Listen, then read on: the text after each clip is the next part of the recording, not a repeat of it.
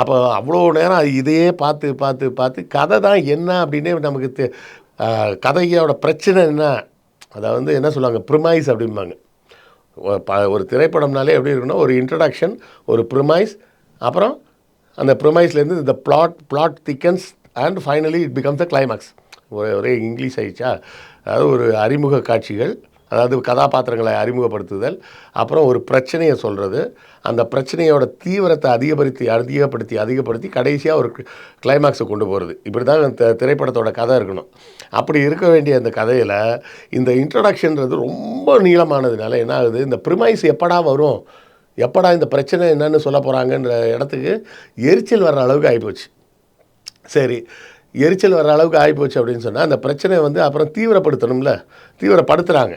எப்படி படுத்துகிறாங்கன்னா, இந்த கடத்தினவங்களை வந்து அப்புறம் கடத்தினவங்களை பற்றின ஒரு இன்ட்ரடக்ஷன். இந்த கடத்தினவங்களை பற்றின இன்ட்ரடக்ஷன்லாம் முதல்லே வந்துருந்ததுன்னா இன்னும் கொஞ்சம் நல்லா இருந்திருக்கும். அதை அவங்கள இன்னும் கொஞ்சம் எக்ஸ்பிளைன் பண்ணுறேன்னா அர்ஜுனை பற்றியும் அந்த இவங்க ரெஜினா கசன்ட்ரா அவங்க 2 பேரும் யார், அவங்க மனநல மருத்துவமனையில் இருந்தாங்க.